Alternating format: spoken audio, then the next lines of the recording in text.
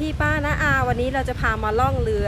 ขึ้นที่ท่าโอเชียนที่พัทยานะคะเดี๋ยวเราจะไปล่องเรือชมวิวและทานอาหารอร่อยด้วยกันบนเรือจะพาไปชมบรรยากาศการล่องเรือนะคะท่าเรือโอเชียนนะคะที่พัทยาค่ะเดี๋ยวเรามาชมบรรยากาศรอบนอกก่อนที่เราจะข้ามเรือนะคะเราจะมีรถกอล์ฟให้บริการลูกค้านะคะ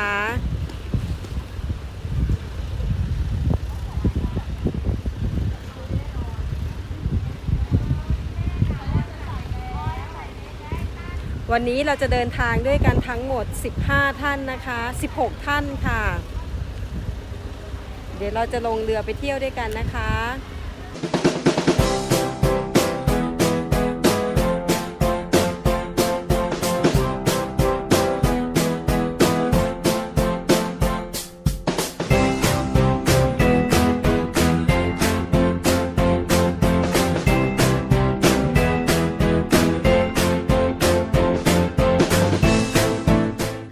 ได้ครับเดี๋ยวจอดเรือเดี๋ยวเติมน้ำให้ครับครับผม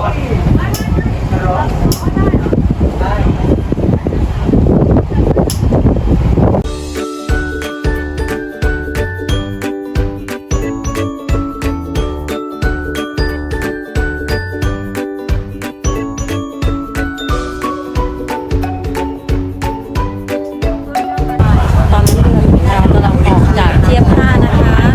เราจะใช้ระยะเวลาในการเดินทางประมาณ 3-4 ชั่วโมงในการล่องเรือในวันนี้นะคะ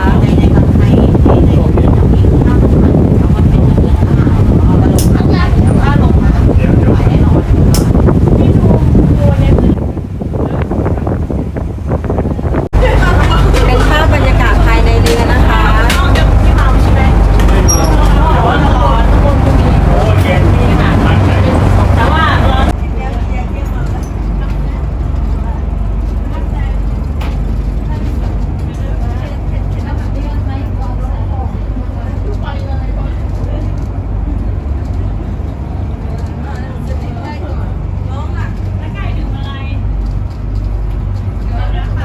บรรยากาศภายในเรือนะคะก็จะมีบริการอาหารเครื่องดื่มให้นะคะ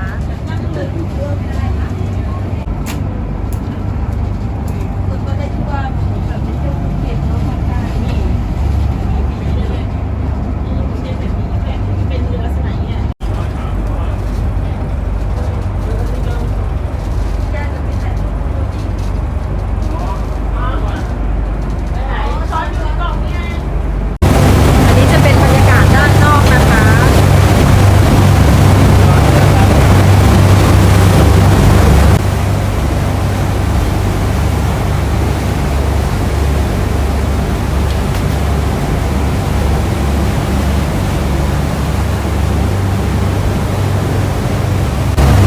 วันนี้เรามากับทัวร์ของบริษัท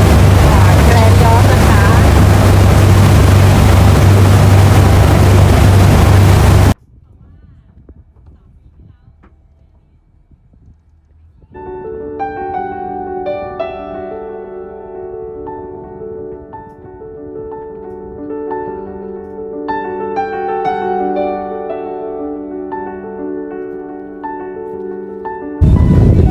ตอนนี้เรือของเรากำลังจะเทียบท่าที่เกาะลิงนะคะ เดี๋ยวเราจะจอดรับประทานอาหารกันที่เกาะลิงนะคะ และเราก็จะกลับกันตอนประมา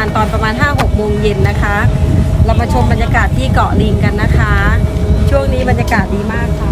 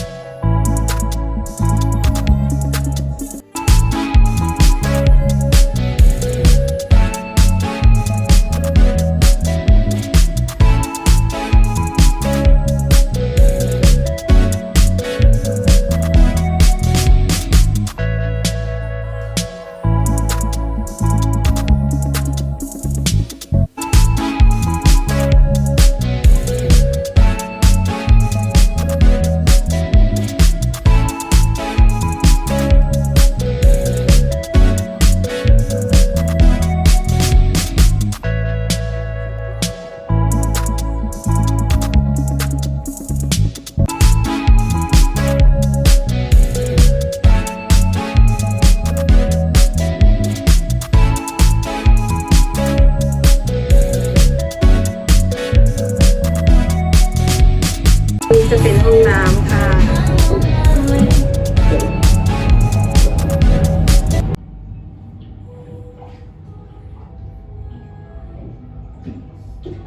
แล้วก็จะมีห้องอาบน้ำนะคะ นี่ทำหมึกซาซิมิเนาะ ใช่ค่ะ แล้วเดี๋ยวจะมีย่างด้วยค่ะ มีใหญ่กว่า